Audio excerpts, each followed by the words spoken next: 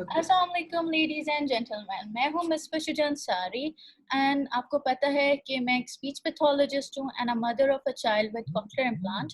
सो आज मेरे साथ एक बहुत ही ख़ास शख्स मौजूद हैं जो कि इस सेम जर्नी से चले हैं और बहुत सारे पेरेंट्स इस उनका जर्नी सुनना चाहते हैं। तो we have Mubeen Ansari with us. अस्सलाम वालेकुम सर। अच्छा, वालेकुम अस्सलाम। Thank you so much for having me over. Sir मैं आपसे पूछना चाहती हूँ, हु इज़ मुबीन अंसारी?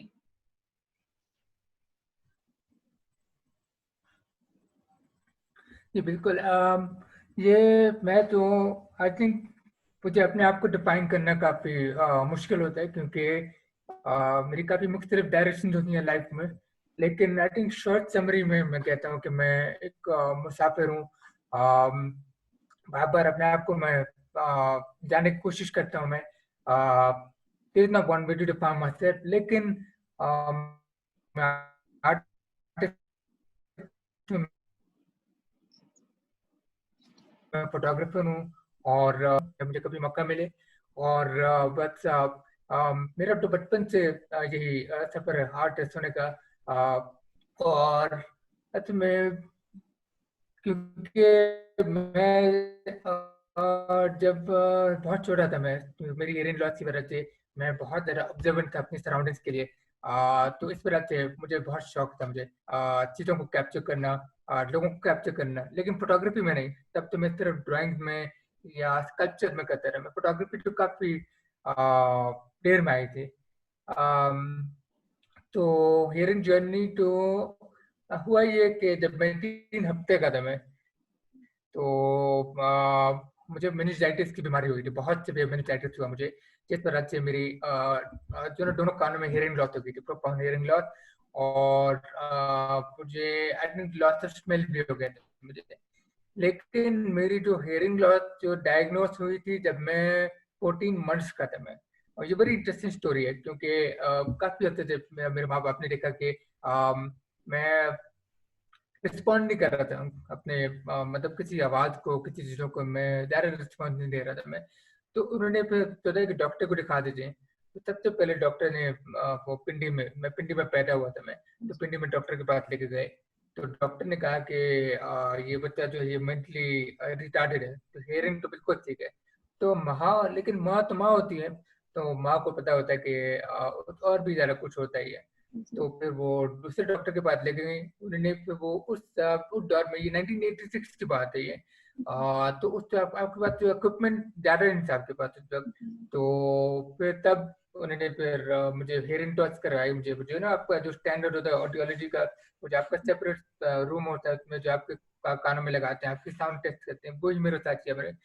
और मेरी आंखें देख के या मेरी हाथ देख के, मैं अपनी अम्मी की गोदी में बैठा हुआ था। फिर जब वो डॉक्टर जो वो दूसरे कमरे से उन्होंने मेरी टेस्टिंग कर रहे थे, वो तब उन्होंने फिर डायग्नोज किया कि मेरी हियरिंग लॉस तब थी है।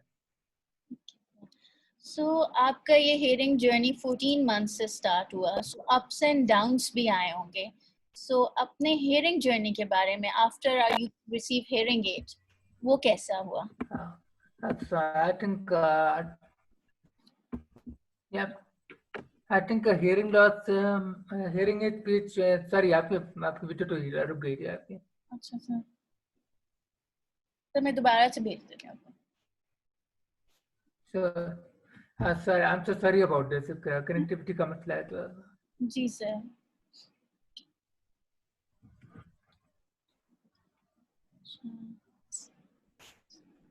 सर्विसेज जॉब, ये वाला सर, ये sir, did you get my question? अच्छा, व्हाट सर्विस डिड यू, अच्छा मैं शुरू कर लूँ बस। जी सर। अच्छा, तो अच्छा मैं उस वक्त जो है वेरी लकी, क्योंकि मेरी खाला जो थी वो उस वक्त न्यूयॉर्क में रहती थी वो। और मैं जो हूँ, मैं अपने, हम 3 भाई हैं और मैं सबसे छोटा भाई हूँ मैं। तो मेरे दोनों भाई के इम्तहान हो रहे थे उस वक्त। मैं आपको इसलिए बता रहा हूँ क्योंकि उसमें थोड़ी बैकग्राउंड है थोड़ी सी जी सर। इस स्टोरी में। जी। तो मेरी खाला न्यूयॉर्क में रहती थी, और क्योंकि मेरे जो खालू थे वो डॉक्टर थे न्यूयॉर्क में।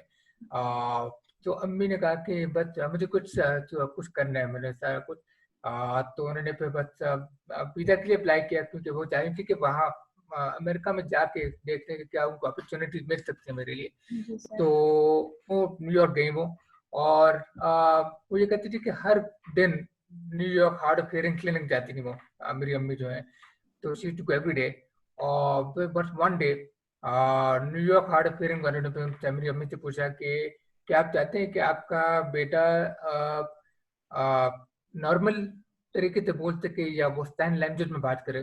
तो अम्मी ने फौरन अचानक डिसाइड करना पड़ा कि मैं क्या किस तरह से मैं कम्युनिकेट करूं। तो अम्मी ने कहा कि बस मैं तो चाहती हूँ कि मेरा बेटा जो है वो जरा नॉर्मल तरीके से बात करे। तो उस वक्त जो है वो फिर इस क्लिनिक ने फिर ये किया कि मुझे मेरी अम्मी को फिर कनेक्ट किया उससे John Tracy clinic Los Angeles में। जी अब जॉन ट्रेसी क्लिनिक है वो जो है नॉन प्रॉफिट ऑर्गेनाइजेशन है जो कि हेल्प करती है सब पेरेंट्स को ऑफ जिनकी हियरिंग इम्पेयरमेंट होती है। तो अम्मी उनके साथ फिर वो काफी कांटेक्ट में रही 1988 से लेकर 1992 तक बाबा लेते थे। अब उस वक्त तो आपके पास ना कोई इंटरनेट था, ना आपके पास कोई एसएमएस था, ना मोबाइल फोन। तो अब सोचे कि सारा कुछ लेटर लिख के फिर भिजवा के फिर वो इंफॉर्मेशन आ रही है, फिर वो अमेजिंग। जॉन ट्रेसी क्लिनिक जो है वो मेरे पेरेंट्स के बाद मटेरियल प्रोवाइड किया उन्होंने, सब कुछ उन्होंने उनको दिया कि किस तरह मुझे स्पीच के बारे में किस तरह सीखूं मैं।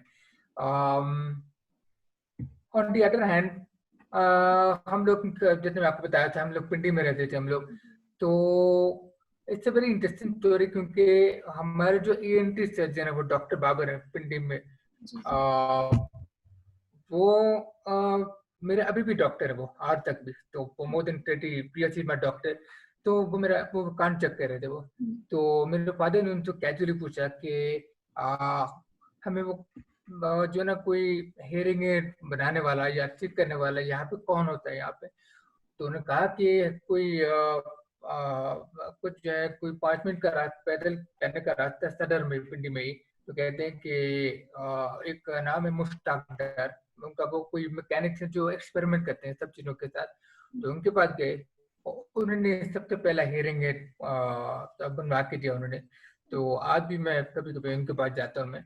तो मुख्तलिफ तरह की चीजें थी, क्योंकि मेरे फादर जो है वो इंजीनियर है। तो उन्होंने फिर उन्होंने सीखा अपना वो जो है ना सारी जो टेक्नोलॉजी इन सब चीजों को उन्होंने फिर सीखा कि किस तरह उसको कहते हैं, ऑडियोलॉजी, इस तरह की चीजें कुछ जाना मैंने। और मेरी अम्मी जो है वो स्पीच थेरेपिस्ट बन गई वो। तो अम्मी वो रोजाना मतदान जाती थी, क्योंकि वहाँ पे वो स्पीच थेरेपी की वर्कशॉप होती थी वहाँ पे। तो उसके से पहले तो जॉन ट्रेसी क्लिनिक के साथ भी तो बहुत मेहनत की मेरे पे। तो बस अल्लाह का करम है कि अपने माँ बाप की वजह से और बहुत हेल्प की वजह से मैं यहाँ पे हूँ, मैं आपके सामने। तो बस ये मुझे अपॉर्चुनिटी मिली थी। माशाल्लाह सर, you've been lucky. माशाल्लाह, you had wonderful parents. तो सर थैंक आपने यू। मेन स्ट्रीम में पढ़ा है, मेन स्ट्रीम एजुकेशन, या या यू? तो अम, अच्छा हाँ जी, मैं बिल्कुल मेन स्ट्रीम स्कूल में पढ़ा था मैंने। I went to Beaconhouse, और फिर मैं उसके बाद में हेड स्टार्ट किया था मैं। तो फिर वहाँ से आई थिंक ग्रेजुएशन के बाद फिर मैं एनसीए गया, नेशनल कॉलेज पास। अपनी लाइफ लॉन्ग ड्रीम को फॉलो किया मैंने एज ए पेंटर। तो बस फोटोग्राफी जर्नी जो है वो बिल्कुल साथ साथ गई थी उसी वक्त से। तो thank you for your kind words about me sort of wanting to explore inclusion Pakistan में। इंक्लूजन वाकई में एक बहुत बड़ी चीज है जिस तरह से हम आगे जा सकते हैं as a society and as a world. Sir तो फिर मैं आपके चैलेंजेस पूछना चाहती हूँ, बिकॉज एक मेन स्कूल में जब आप जाते हैं so there might be many challenges. So sir मैं आपको क्वेश्चंस वो साथ साथ भेज रही हूँ ताकि वो आपको हेल्प करें। सो मैं सर ये कुछ क्वेश्चंस हैं तो आप मुझे आंसर दे दें कि मेन स्ट्रीम में आपको कौन कौन सी मुश्किलात पेश आए, और ये सर सारे। अगर आप करते तो ये हमारे पेरेंट्स को बहुत हेल्प बिल्कुल होगा। बिल्कुल। तो जो मेरे चैलेंजेस, तो वैसे चैलेंजेस तो आई थिंक हर किसी के होते हैं, मेरे भी अपने अपने मुख्तलिफ चैलेंजेस थे और अभी भी होते हैं मेरे चैलेंज होते हैं। लेकिन क्योंकि ये बताने से पहले मैं सब पेरेंट्स को बताना चाहता हूँ कि मैं चैलेंजेस समझता हूँ, आप बिल्कुल अकेले नहीं हैं आप इन चैलेंजेस में। तो जी मैं बिल्कुल मैं समझ सकता हूँ। मैं आपको हियरिंग इम्पेयर्ड पर्सन की पर्सपेक्टिव से आपको चैलेंजेस का बताता हूँ मैं। जी तब मतलब मुख्तलिफ चैलेंजेस होते हैं, कुछ टेक्निकल लेवल पे होते हैं, कोई साइकोलॉजिकल लेवल पे, कोई फिजिकल लेवल पे। जी अब जैसे मैं आपको अभी जो चैलेंजेस जो है, जैसे फॉर एग्जांपल अगर मैं मार्केट जाऊं मैं, तो मार्केट में बहुत शोर है और मुझे चाहिए कोई मुझे कोई दूध चाहिए या मुझे कुछ यानी कि जो भी कुछ खरीदिए, मतलब मुझे आवाज नहीं आ रही कि दुकानदार क्या कह रहा है ये। तो फिर मैंने दुकानदार को मैं कहता हूँ कि आप भाई कैलकुलेटर में लिख के बता दो, या आप उंगली चाहे इशारा कर लें कि क्या आपके कितने का होता है ये। तो एज ए फोटोग्राफर पूरे पाकिस्तान में ट्रैवल किया मैंने, और मतलब पूरी दुनिया में अगर मुझे समझ में नहीं आती तो मैं उनसे पूछ लेता हूँ कि आप अपने हाथ से बता दें, या आप जी कैलकुलेटर पे भी इम्प्रोवाइज किया मैंने। बात ना समझ में आए तो फिर मैं उनको कहता हूँ, या तो आप ज्यादा स्लो स्पीड पे बात करें, या आप थोड़ा ऊंची बात करें, ऊंची वॉल्यूम में। तो मैं इम्प्रोवाइज करता रहता हूँ मैं। या कभी ऐसा भी होता है कि क्योंकि मेरे राइट ईयर पे सुनाई और भी ज्यादा कमजोर है, मेरा टेनाइटिस है मेरे राइट वाले कान में, तो that mean I can only here from the left ear. Okay यानी सर कि हियरिंग एड राइट ईयर पे मैंने कहा कोई अब फायदा नहीं है कुछ। ओके लास्ट 10 ईयर ये मेरा मतलब है, टेनाइटिस हो गया था मुझे कितनी बहुत शोर शराबा शादी पे था मैं, तो उस तरह से स्पीकर के साथ बैठ गया तो उसका मतलब हो गया। लेकिन तो उनके मैं लेफ्ट ईयर से सुनता हूँ, तो अगर मुझे किसी की आवाज समझ नहीं आई, किसी की बात ना समझ में आई, तो मैं कोशिश करता हूँ कि मैं लेफ्ट साइड पे बैठता हूँ मैं, ताकि फिर उनको मैं उस तरफ दे सकूँ। और मैं बहुत डिपेंड भी करता हूँ मैं लिप रीडिंग पे या बॉडी लैंग्वेज पे। क्यों वो as a photographer I like to understand body language और लिप रीडिंग, क्योंकि एज अ फोटोग्राफर मुझे काफी हेल्प करती है।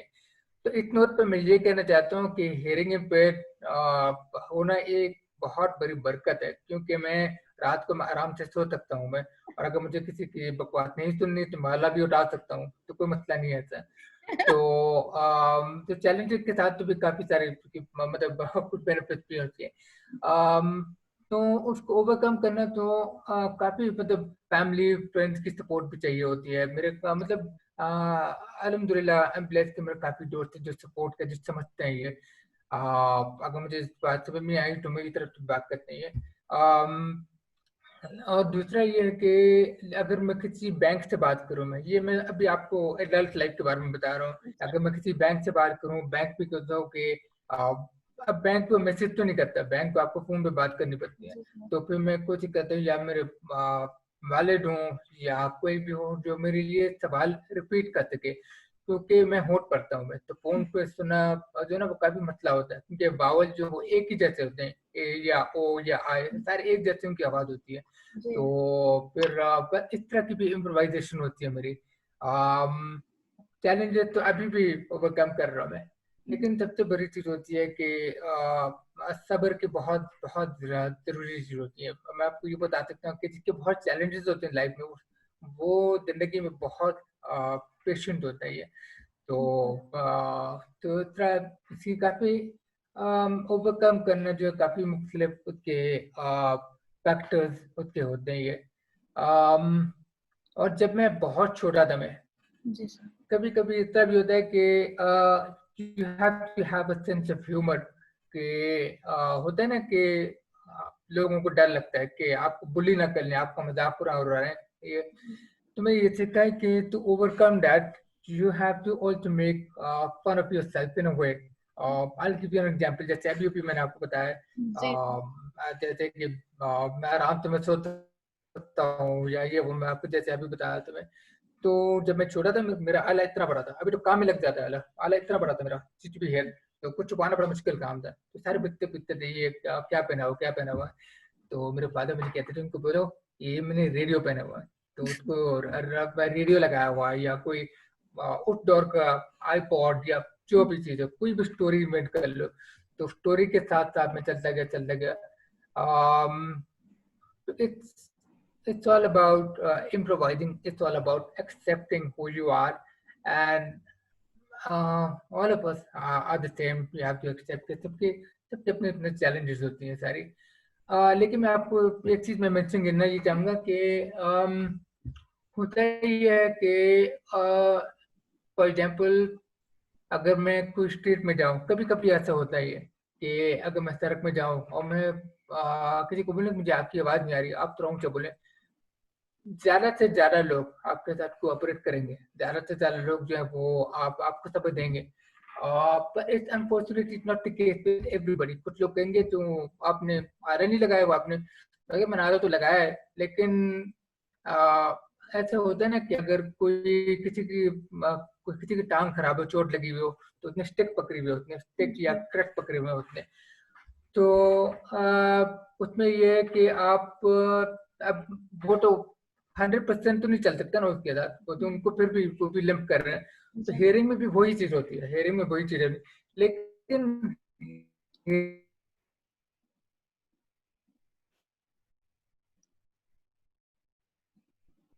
हेयरिंग में ये चैलेंज होता है कि कुछ आपको नजर नहीं आ रही। हमारी सोसाइटी वो बहुत विजुअल है, बहुत विजुअल पे डिपेंड करती है वो। तो आई थिंक तो विजुअल से बहुत इम्पैक्ट पड़ता है ये। तो तो इसलिए पे टेक्निकली भी थोड़ा आपको बताना पड़ता है ये। I think in some part, in some cases also कभी कभी लैक ऑफ अवेयरनेस भी होती है कभी। तो बस आई थिंक ओवर टाइम मुझे और भी पता चल जाएगा कि चैलेंजेस को किस तरह ओवरकम करना है। ठीक है सर। सो आपको मेन स्ट्रीम में यू मेट वंडरफुल फ्रेंड्स जिन्होंने आपकी बहुत मदद की। इन मेन स्ट्रीम स्कूल आपको बहुत अच्छे लोग मिले जिन्होंने आपके साथ बहुत हेल्प किया मेन स्ट्रीम स्कूल में sir. I think I think you have to copy. Should I copy it again, sir? Yeah.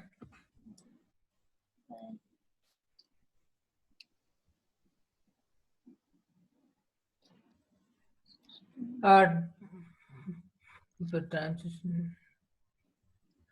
So I think I'm not sure if I answered some of that. यही कि जो मैंने किस तरह overcome किया मैंने। हाँ जी सर, मेन स्कूल में सर आपने वो आंसर दे दिए। सो लेट्स मूव फॉरवर्ड फिर इससे। Okay sir okay so speech therapy वगैरह वाला भी सर। सर ये वाला पेरेंट्स का सवाल था कि आपको क्या सपोर्ट मिली। बिल्कुल बिल्कुल जी बिल्कुल। तो स्पीच थेरेपी मेरी अम्मी ने काफी किए थे। वो मुझे मतदान में स्पीच थेरेपी के लिए काफी लेके जाती थी वो। तो उसमें जिस तरह आपने मेंशन किया था कि रेपिटेशन ऑफ डायरेक्शंस, विजुअल्स होता है ना कि हर हर बच्चों का वो चार्ट होता है कि A for apple, B for banana, C for cat, you know. लेकिन अम्मी ने उसको और भी ज्यादा उसको डिटेल कर दिया था, हर चीज के बारे में, हर चीज की साउंड उन्होंने क्रिएट की थी। और आई थिंक अभी तो आई थिंक अम्मी को मुझे पूछना पड़ेगा काफी सारी डिटेल्स के बारे में, क्योंकि अम्मी को तो उस बात के बारे में ज्यादा ज्यादा याद होगा उसके बारे में। तो एफएम सिस्टम भी इस्तेमाल किया था मैंने। आई थिंक मेरा पुनेक्स पुनेक्स हियरिंग एड लगाया हुआ मैंने अभी। लेकिन जब मैं बचपन में सीमेंस का हियरिंग एड होता था मेरा, सीमेंस का। और उसके साथ मुख्तलिफ तरह की चीजें थी। जब मैं स्कूल में था, मैं ये मतलब ओ लेवल्स ए लेवल्स में हम लोग वो भी इस्तेमाल करते थे ट्रांसमीटर। अब ये ट्रांसमीटर के साथ जो है वो एक ट्रांसमीटर जो वो टीचर के पास, एक ट्रांसमीटर मेरे पास। तो इस तरह उनकी आवाज में जो डायरेक्टली मुझे आती थी वो। लेकिन मैंने उसको ज्यादा सही तरह मैंने यूटिलाइज नहीं किया, क्योंकि उसको भी लगाना फिर वो करना सारा। लेकिन I should have done that more. मैं सोच रहा हूँ बाकी मैं आजकल इसको दोबारा इस्तेमाल करना शुरू कर दूँ। अब तो ऑलमोस्ट 20 ईयर्स तो वो भी यूज किया था। ऑडियोलॉजी के तरफ तो बहुत ज्यादा इस्तेमाल होते हैं, तो मैंने एक्चुअली इसी के लिए मैंने ये चीज निकाली है। मैंने ये सारे पुराने मेरे फाइल जो है सारे, तो उसके लिए भी काफी सारे ये पूरी हिस्ट्री पर भी है यहाँ पर। तो काफी सारे ऑडियोलॉजी के फाइल, आई डोंट नो कहाँ से मैं स्टार्ट करूँ, तो ये इसके भी काफी चार्ट थे। जी सर, ये तो हम लोग कहते हैं। बिल्कुल बिल्कुल। तो इस तरह के भी बहुत सारी हिस्ट्री है इसकी। और ये जो है ये काफी सारे पुराने फाइल्स हैं। ये 19 आई थिंक 1990 से है ये सारे। तो ये काफी सारे इसके डॉक्यूमेंट्स रखे हुए हैं मेरे। जी, यस सर। बहुत पुराने, तो काफी प्रोग्रेस नोट किया था। ये उन्हीं से है, रेडियो सोनिक से, जिन्होंने मेरा सबसे पहला ऑडियोलॉजी पूरा किया। सबसे पहले हियरिंग एड भी उनसे लिया था मैंने। और आप देख सकते हैं काफी सारी डिटेल्स है उसमें। और आई थिंक हाँ, इसमें आप लिखा हुआ आपके जो सवाल का जवाब। he had telex body 8 FM combination independent receiver। तो फंक्शनल गेन इस तरह बहुत टेक्निकल ये जो लिखा हुआ बेटे। जी सर, ठीक है सर। Mothers बहुत will be पुराना है। really happy to see these. तो ये काफी सारी रेडियो में पहली दफा देख रहा हूँ मैं।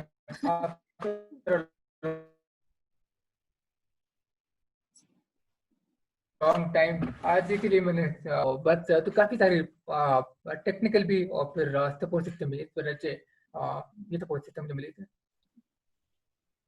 सर, मदर्स का एक सवाल था कि why you choose to become photographer? Okay, so I think I have always been very fond of um, fine arts. बचपन से मुझे फाइन आर्ट्स का, विजुअल का मुझे बहुत शौक था। मेरा कल्चर बनाता रहा मैं बचपन में, ड्राइंग करता रहा मैं। और मैं हमेशा इंट्रोवर्टेड था, हमेशा।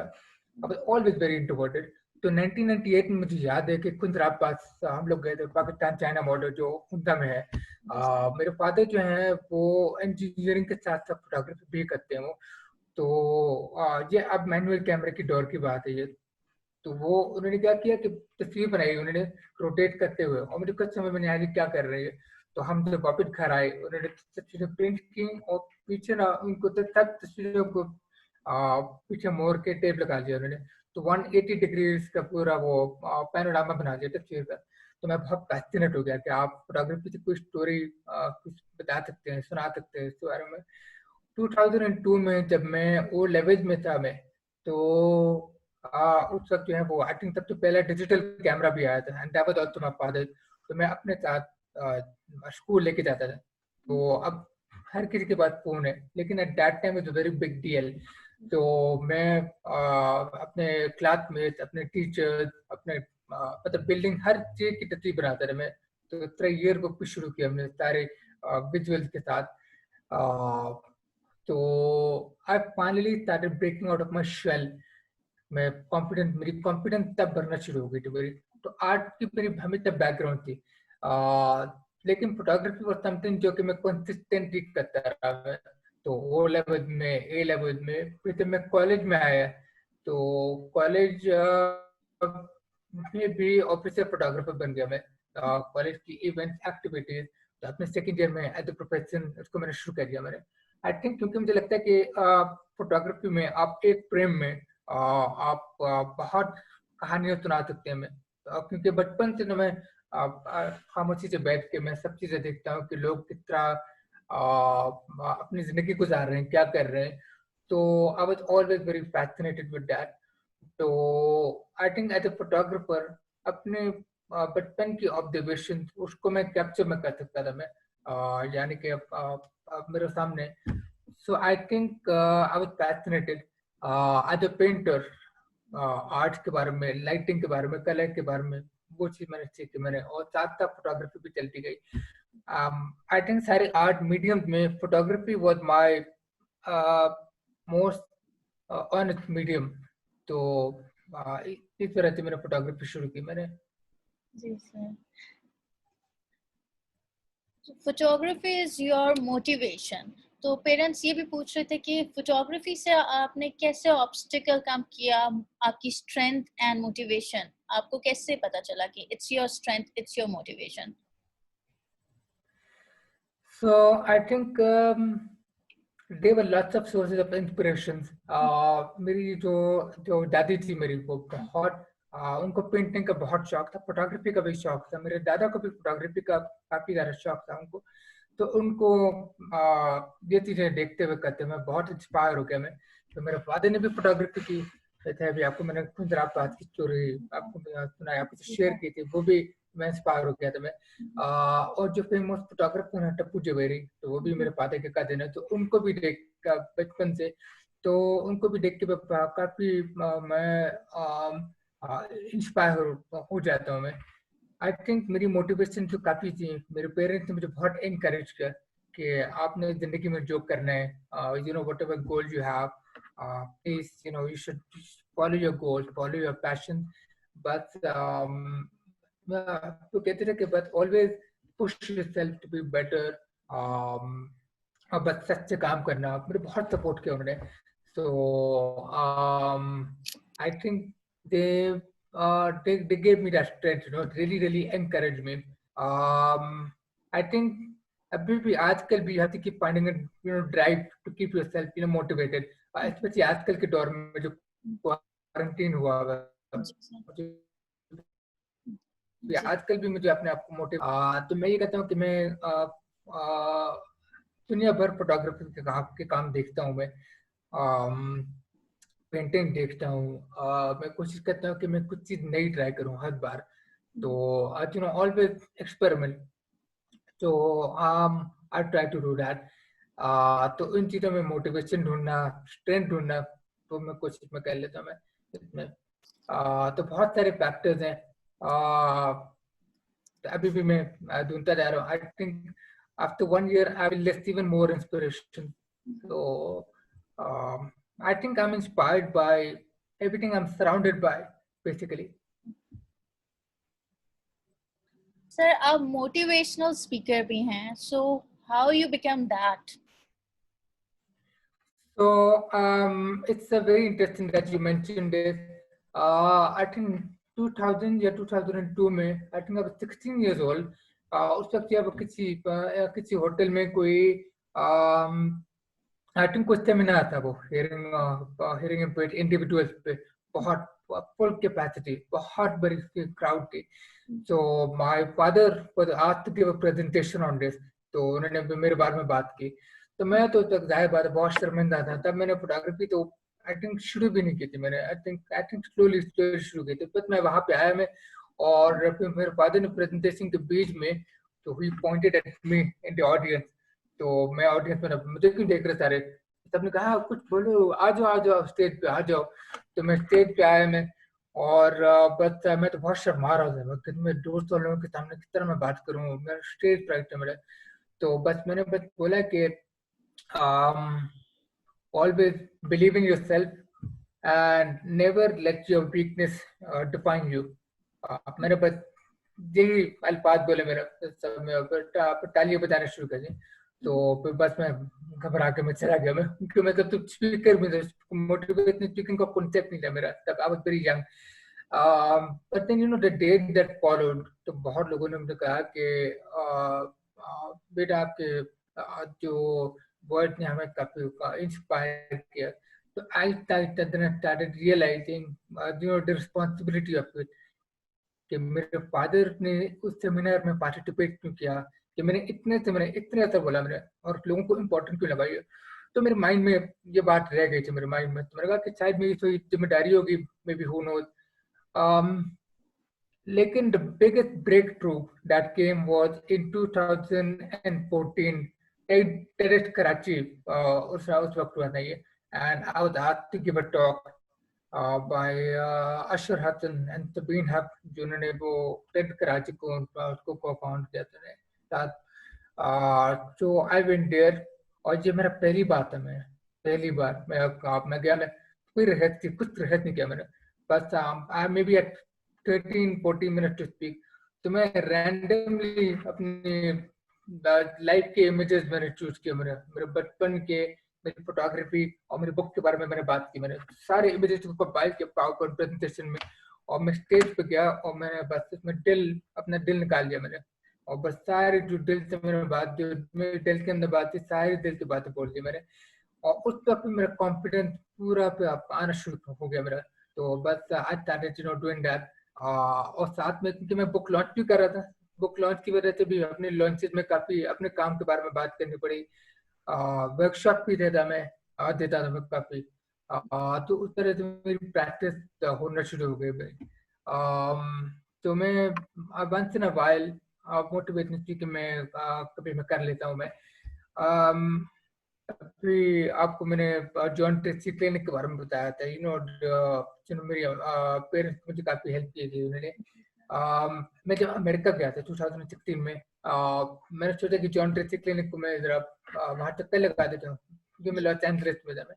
तो वहाँ गया मैं, मैंने देखा कि मतलब पूरी बचपन मुझे वहाँ जॉन ट्रेसी क्लिनिक, जब भी मैं वहाँ गया मुझे पूरे बचपन मुझे याद आ गई वहाँ पे सब कुछ देख के। और मुझे आंखों में आंसू आना शुरू हो गए, तो उन लोगों ने फिर बहुत इम्पैक्ट किया मुझे।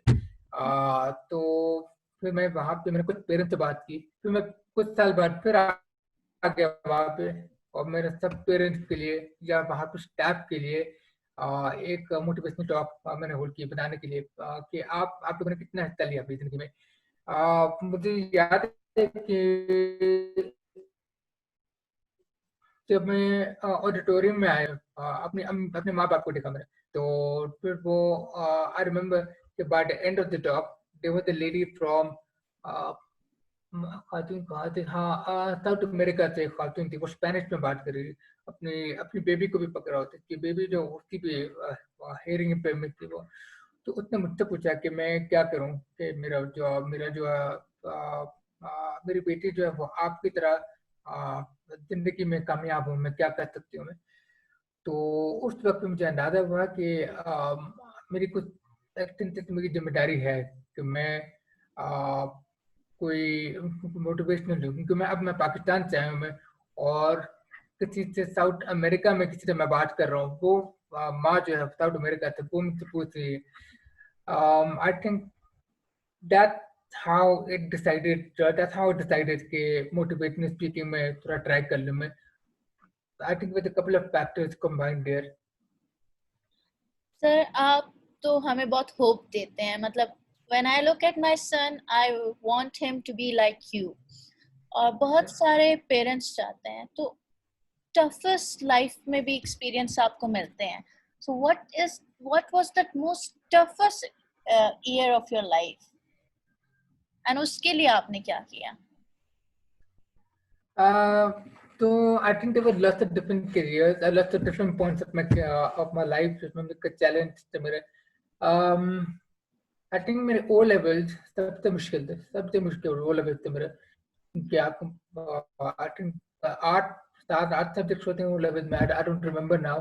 बहुत सारे सब्जेक्ट्स होते हैं, क्योंकि मुझे फोकस करना काफी मुश्किल हो गया था मेरा, क्योंकि I think it was not just I think कि आपकी हियरिंग लॉस होती है, आपको बहुत ज्यादा और अटेंशन पे करनी पड़ती है। मेरी मैथमेटिक्स बहुत खराब थी मेरी मैथमेटिक्स वाज रियली बैड। तो मुझे याद है कि मैं ओ लेवल सेकेंड ईयर में फेल कर गया था मैं। आई आई कंप्लीटली फेल्ड। तो बस मैं तो बहुत शैटर हो गया मैं, तो मैंने कहा मुझे पता नहीं क्या करना है मैंने। लेकिन मेरी जो प्रिंसिपल ने कहा कि नहीं, you have to keep going. तो my principal Miss Nadine Motoda, head start में, तब स्कूल की प्रिंसिपल है, वो बहुत टफ थी, लेकिन वो टफ नहीं कि मुझे ज्यादा स्ट्रांग बनाने के लिए, मुझे ज्यादा कॉन्फिडेंस देने के लिए मुझे काफी पुश करती थी कि नहीं, you have to do this. तो बहुत मेहनत की मैंने, मतलब ट्यूशन के साथ भी, पेरेंट्स की हेल्प के साथ भी बहुत मैंने मेहनत की मैंने। तो बस पे ओ लेवल्स का मैंने दूसरा साल मैंने रिपीट किया मैंने, और बस वो रिपीट किया। वो सबसे पहले वो चैलेंज था मेरा कि वो रिपीट करना। अब मेरे सब दोस्त मेरे आगे चले गए, मैं पीछे रह गया हूँ मैं। लेकिन फिर मैंने आहिस्ता आहिस्ता मैंने अडेप्ट किया मैंने, एंड ओवर द इयर्स, क्योंकि बड़ी इंटरेस्टिंग बात यह है कि जब मेरे ओ लेवल पे ए लेवल्स खत्म हुए, उसी वक्त जो है वो फिर 2007 में मैं एनसीए गया। मैं एनसीए लाहौर नहीं गया, एनसीए रावलपिंडी तब शुरू हुआ था 2005 में। जी और मैं सर। एनसीए रावलपिंडी इसलिए गया था क्योंकि सिर्फ 2 बैचेस थे उस वक्त, वरना एनसीए लाहौर में बहुत सारे बैचेस थे। एनसीए रावलपिंडी में बिकॉज कम लोग हैं, तो इसका मतलब है कि मैं सबको मैं और सही तरह सुन सकता था। मैं it to be easier for me to adjust. मैंने एनसीए को इसलिए मेंशन किया है क्योंकि even despite the failure O level में, मैंने देखा कि अब मेरी जिंदगी में काफी सारी चीजें बिल्कुल सही टाइम पे आ गई थी मेरी। अगर मैं ए लेवल में चला जाता मैं, तो शायद मैं एनसीए न जाता मैं, और शायद मुझे फिर उस वक्त मुझे वो उस स्टार्ट ना मिलती, या मुझे वो उस टाइमिंग ना मिलती, या मुझे उस करियर में वो मौका ना मिलता मुझे। तो 1 साल से, बिल्कुल 1 साल से मैंने देखा कि मतलब किस्मत की बात थी फॉर मी। तो आई started becoming more thankful for it. फिर आई थिंक दूसरा दूसरा बड़ा चैलेंजिंग पीरियड था मेरा 2010 में। अब माशाल्लाह मैं ड्राइव भी कर सकता हूँ मैं। तो मैं ड्राइव भी करता हूँ, मैं ड्राइविंग लाइसेंस मैं भी है। मैं इसे मेंशन कर, ड्राइविंग तो बेसिक स्किल है, लेकिन मैं सिर्फ मेंशन करना चाहता हूँ कि driving is something that anybody can do. किसी के चैलेंजेस को उनको रोकना नहीं चाहिए। और मैं आपके साथ स्टोरी भी शेयर करता हूँ। जी 2006 में मेरा सबसे पहला वो ड्राइविंग जी sir. Licence Islamabad traffic police कहते हैं कि बस आपके पास एक ड्राइविंग टेस्ट लेते हैं आप, आपसे वो, और फिर डॉक्टर आपसे सवाल पूछते हैं कि मतलब आपका आई कलर क्या है, आपकी कोई बीमारी है, या कुछ वो है। तो मैंने बस सारे सवाल का जवाब दे दिया, और बहुत तेजी से किया था मेरा, क्योंकि बहुत सारे लोग आए हुए थे। मुझे ड्राइविंग लाइसेंस मुझे मिल गया। जी और फिर 2010 में, उसके 4 साल बाद, मैं ड्राइविंग लाइसेंस रीन्यूअल के लिए चला गया मैं। तो जब मैं गया वहां पे, तो तब तो सब प्रॉपर ऑफिस बिल्डिंग, कंप्यूटर, सब कुछ सेट हो गया। तो मैं एक ट्रैफिक पुलिस ऑफिसर के साथ बैठा था, तो मेरे इंफॉर्मेशन ले रहे थे वो। तो उन्होंने एक सवाल पूछा मुझसे। मुझे सवाल समझ में नहीं आया, क्योंकि बहुत सारे लोग थे वेटिंग रूम में। तो मैंने उनको बोला कि आप फिर से बोलने, मुझे आवाज़ नहीं आई, मैं आला पहनता हूँ। तो उन्होंने मुझे देखा कि ऐसे ही जैसे कि ये मेरे सामने क्यों बैठा हुआ है। तो फिर बात मुझे कहते हैं सर आप मेरे साथ आइए। तो मुझे फिर किसी क्लिनिक में लेके गए। वो जो डॉक्टर वहाँ पे होते हैं, वो जो आपको एसेस करते हैं।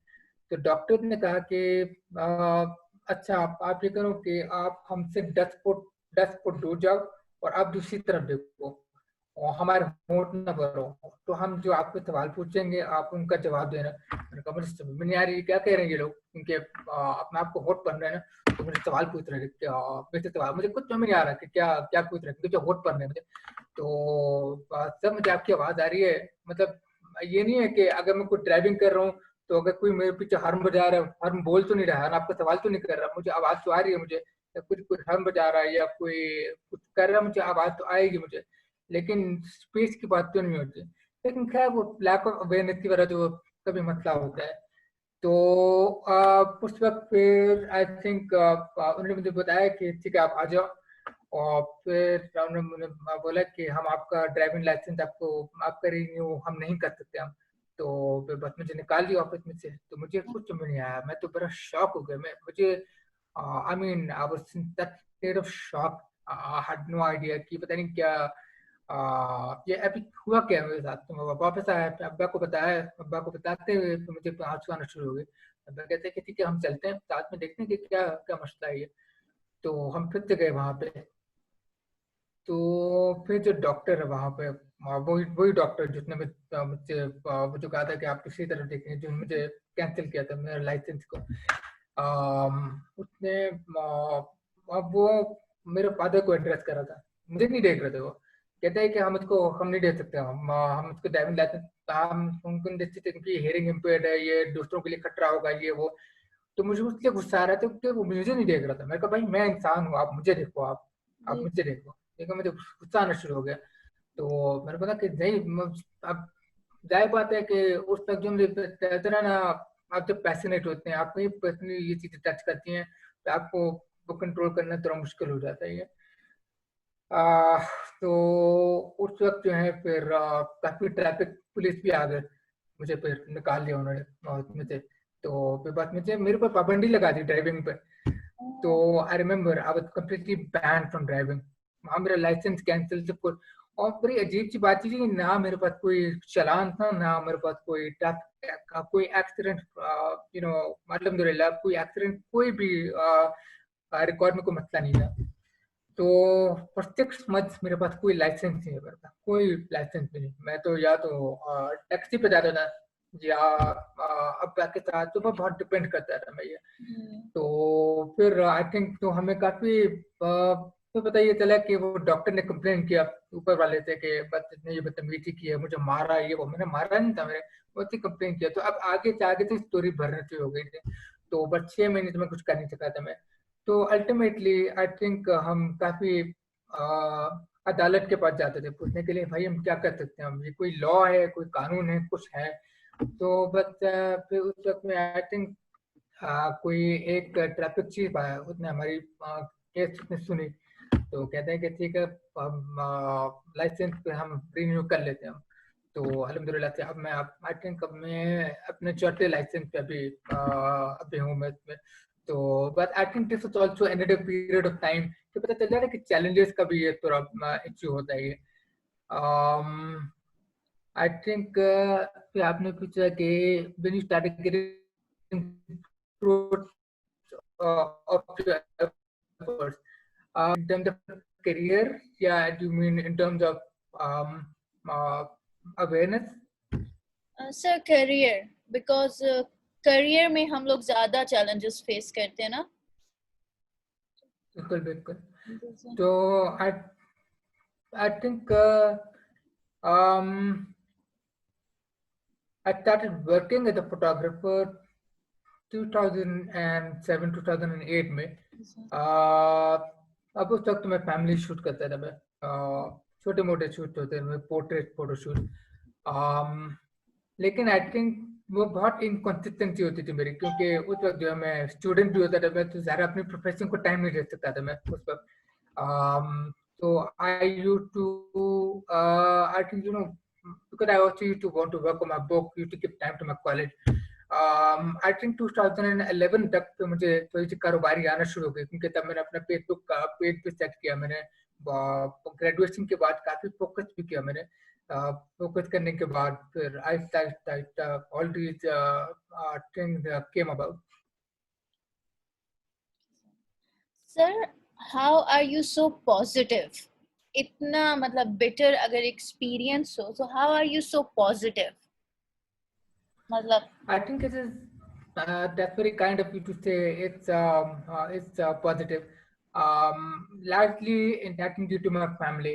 I think because अब्बा और अम्मी ने हमेशा ये कहते थे कि कभी भी उसको एज ए डिसेबिलिटी मत सोचना, उसको या स्पेशली एबल, उसको आप think of it as being differently able और स्पेशली एबल।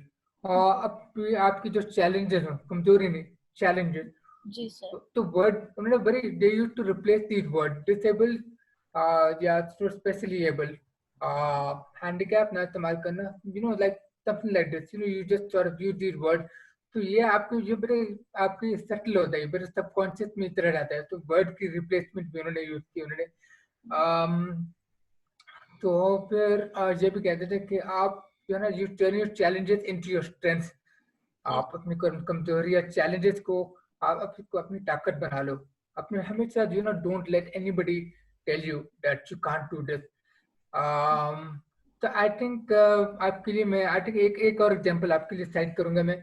आजकल मैं एक डॉक्यूमेंट्री देख रहा हूँ मैं नेटफ्लिक्स पे, उसका नाम है द लास्ट डांस। वो बास्केटबॉल टीम के बारे में, माइकल जॉर्डन की बास्केटबॉल टीम के बारे में। तो Michael Jordan is was one of the greatest sportsmen, one of the greatest basketball players alive। तो उनके फादर को उन्होंने इंटरव्यू लिया। तो फादर कहते थे कि अगर आपको माइकल जॉर्डन से कोई भी कामयाबी चाहिए थी, या आप चाहते थे कि वो कुछ चीज में अपने 100% लगा ले, उसको बोलो कि नहीं तुम ये नहीं कर सकते या ये तुमसे ज्यादा बेटर है। तो माइकल जॉर्डन उसको दिल पे ले लेता है वो बात, उस बात को, और वो कहता है कि I have to prove that person wrong. जी तो सर. आई थिंक, तो इट्स वेरी इंटरेस्टिंग उसने वो ऐसी बात की थी उसने, क्योंकि I think a little bit of that factor also got to me, कि मैं भी बेटा होना चाहता मैं. I think it's very important. ये मेरी थिंकिंग का प्रोसेस ये है कि वो कहते हैं नॉर्मल नॉर्मल हियरिंग पेयर्स या जी फिर सर. एक जो होता है ना different different differently able hearing pairs या डिफरेंटली एबल एनीथिंग जो भी हो. जी सर. अगर अब मैं नहीं समझता कि कोई एक से नीचे कोई उससे बेटर है या कोई उससे बेटर नहीं है, लेकिन मैं सिर्फ वैसे ही आपको विजुअली जी सर. बता रहा हूँ जी कि सर. फॉर एग्जांपल एक अगर एक नॉर्मली नॉर्मल पीएस का एक उन्होंने ये बात सेट किया हो ये, जी.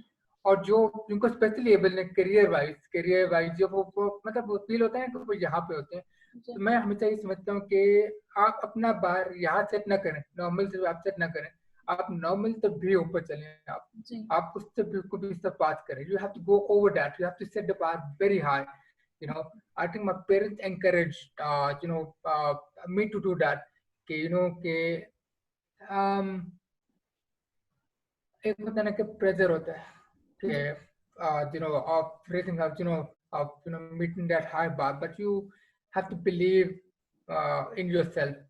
um, I I think positivity is for me it's the only way forward. होता है ना कि glass half full, glass half sir. empty.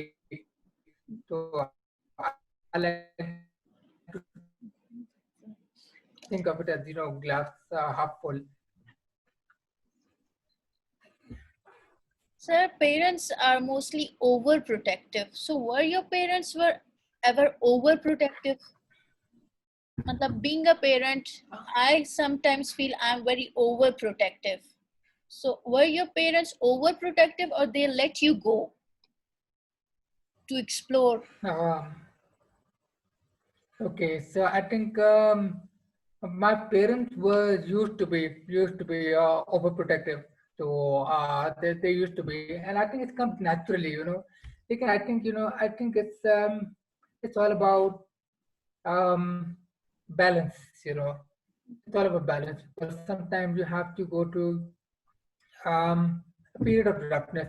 Um, मैं भी कुछ तक में बताता हूँ कि I actually lived a very sort of a sheltered sort of life for most of my life.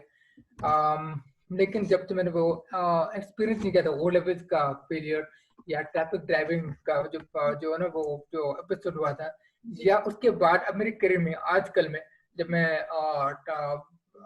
बाहरों में जाता हूँ, या जब मैं बहुत उन एरियाज में जाता हूँ जहाँ बहुत चैलेंजेस होती हैं, अम, वो तब देख के आई थिंक मैं बेटर इंसान बना, ज्यादा सिंपैथेटिक मैं बना भाई.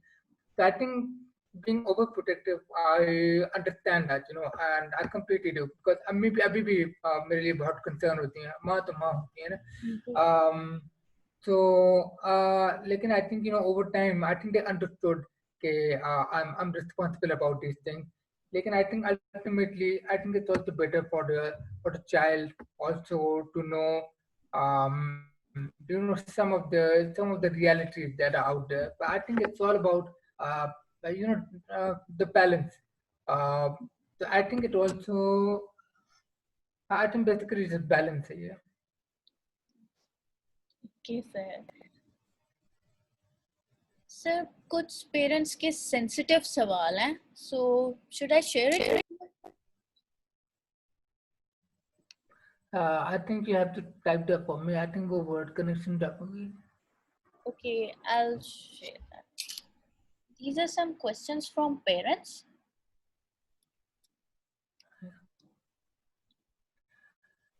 From your what do you want to type?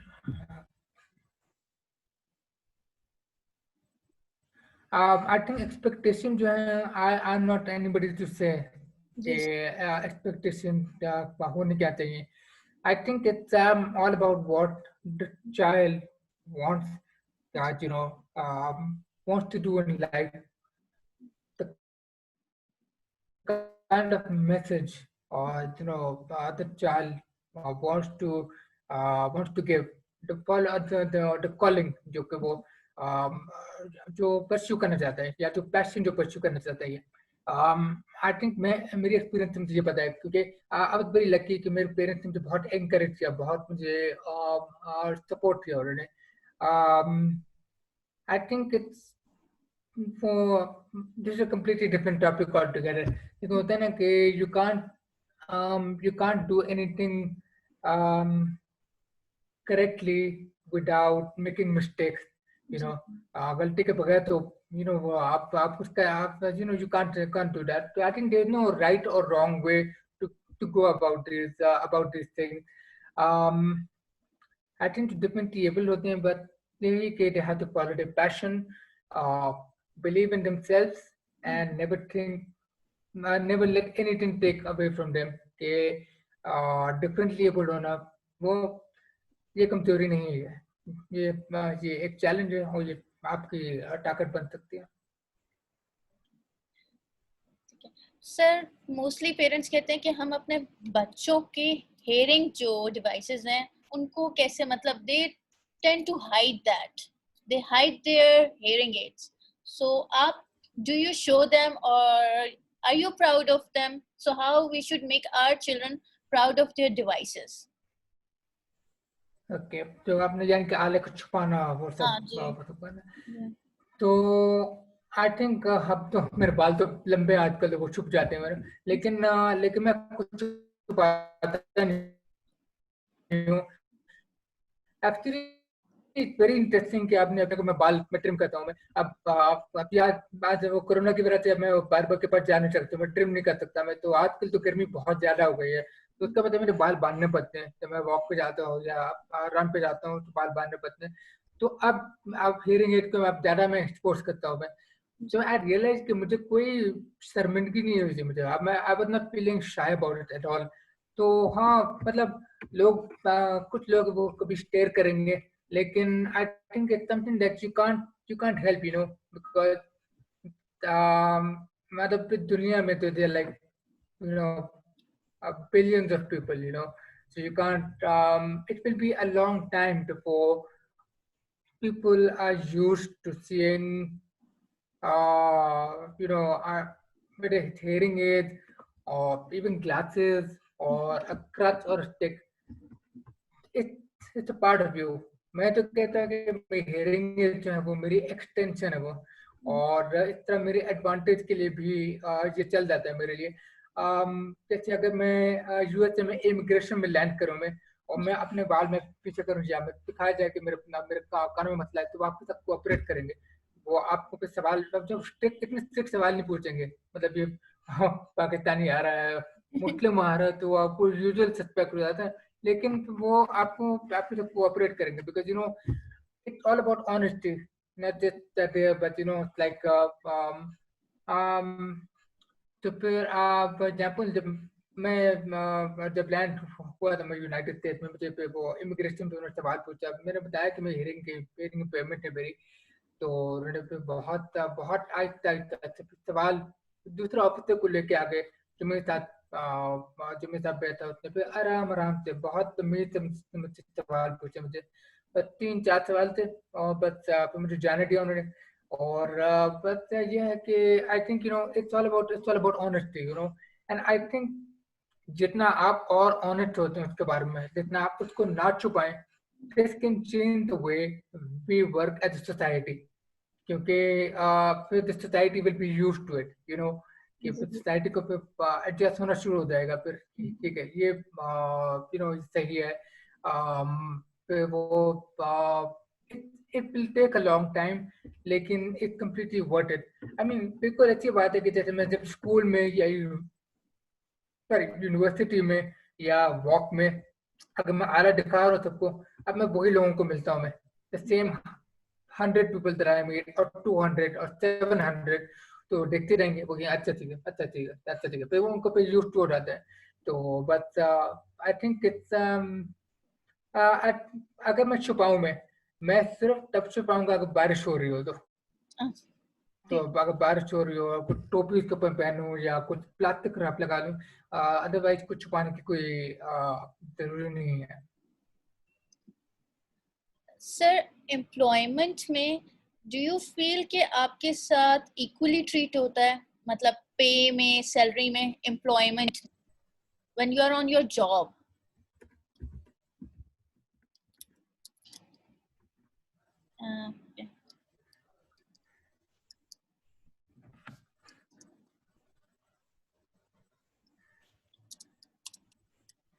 Employment,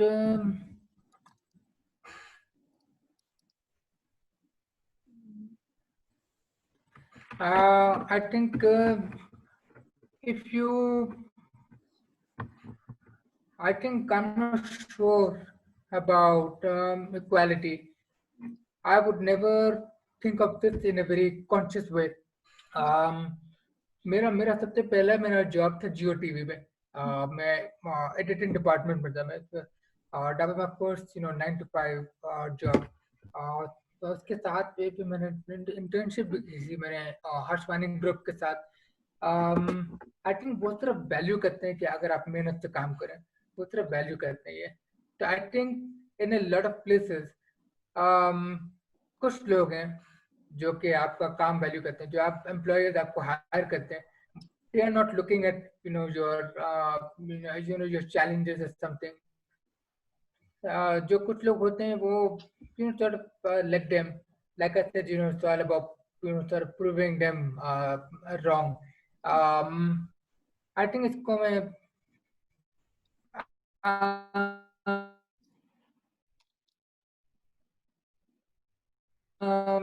अगर इनइक्वल ट्रीटमेंट मुझे अगर अगर मुझे मिली, so what I would try to do is I would try to कहते हैं मैं बहुत मेहनत से काम करूँगा, मेरा काम मेरे लिए बोल रही है। So I think, but in my experience I have been treated as an equal. The reason I mentioned this is because क्योंकि ज़्यादातर क्या जब मैं आजकल मैं जाता हूँ, मैं 90% of the people don't know about my hearing impairment.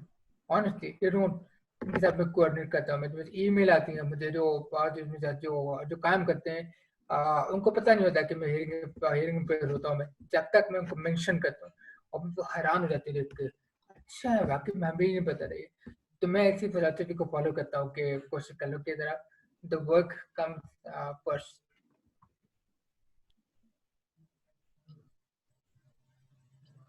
Sir, any message you want to give to parents? Message you want to give to parents?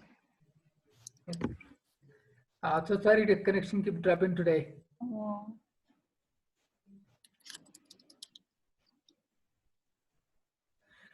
Message to parents is that मैं अपने माँ बाप की वजह से यहाँ पे मैं हूँ। मैं मेरी जो कामयाबी है जिंदगी में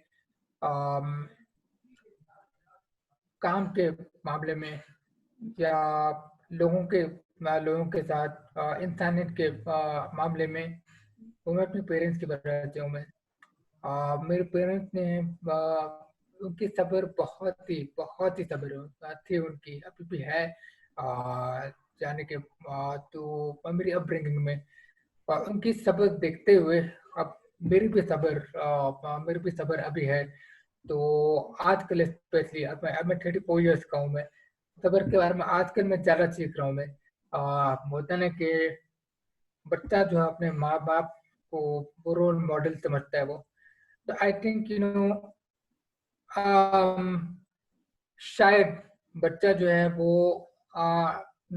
कभी याद ना कर सके या कभी देख ना सके कि बिहाइंड द सीन कितना काम इन्वॉल्व हुआ हो, कि आपको कितने डॉक्टर के पास लेके गए हो या कितना आपको वो जो है ना कितनी आपकी तरफ मेहनत की है। लेकिन बच्चा हमेशा आपको हमेशा याद होगा कि आपने बहुत सब्र किया, वो उसके दिल के अंदर, उसके दिमाग के अंदर हो गई है। मैं जानता हूँ ये कि ये आसान सफर जो ये नहीं है ये। लेकिन यह है कि ये आप लोगों की वजह से जो सब जो बच्चे कामयाब हैं, और 2020 में मैं देख रहा हूँ कि ज़्यादा बेहतर दुनिया है मतलब हेयरिंग इम्पेयर्ड इंडिविजुअल्स की। मैं आपको एग्जाम्पल में आपको दे सकता हूँ। मैं अब जैसे पूरे पाकिस्तान में डेफ फ्री स्कूल्स हैं, वो आजकल वो भी शुरू हो गए हैं। कुछ स्टार्टअप्स हैं, वो भी कोशिश कर रहे हैं कि साइन लैंग्वेज के लिए वो एप्लीकेशन को शुरू कर लें। फिर अगर आप टीवी पे देखें, आजकल ज्यादा और चैनल्स पे अब छोटा सा स्क्रीन आएगा जिसमें वो साइन लैंग्वेज में बात कर रहा है। वो आई थिंक KFC का एक आउटलेट भी है वो कराची में, जिसमें वो साइन लैंग्वेज में वो साइन जो deaf hard of hearing you know लोगों को उनको भी हायर करते हैं। फिर सामने लिखा हुआ भी है, इंस्ट्रक्शन भी लिखी हुई है कि किस तरह उनके साथ कम्युनिकेट करना है। एंड आई थिंक ये एक बहुत बड़ी बात है, बहुत बड़ी डेवलपमेंट है ये।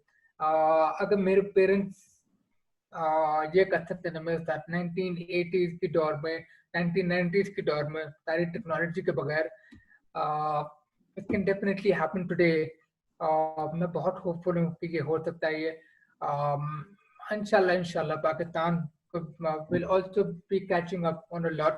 और जैसे अभी USA में जब मैं एक इवेंट की थी मैंने डेफ किड्स कोर्स के लिए शिकागो में, उतना होता है कि जब मैं अगर कोई इवेंट करूं, मुझे लोगों के सवाल मुझे समझ में नहीं आएंगे, तो मैं किसी से पूछता हूँ कि आप कोशिश करें कि जरा उनके सवाल कागज पे लिख लें या मोबाइल फोन पे आप लिख लें।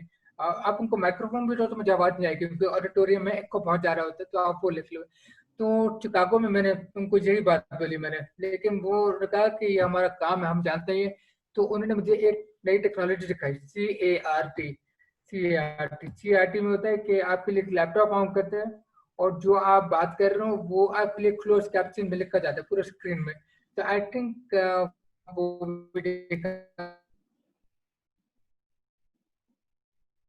मैंने, और फिर जब से कोई ऑडियंस मेंबर है वो, उसको अगर मूवी समझ में नहीं आए तो उसके लिए वो क्लासेस या कोई सामने वो कुछ टेक होती है, उसमें भी क्लोज कैप्शन रियल टाइम में आ जाती है। तो आई थिंक मैं 2014 की बात कर रहा हूँ, तो every year more and more technology development is taking place. Pakistan में आहिस्ता आहिस्ता अभी अवेयरनेस और हो रही है ये।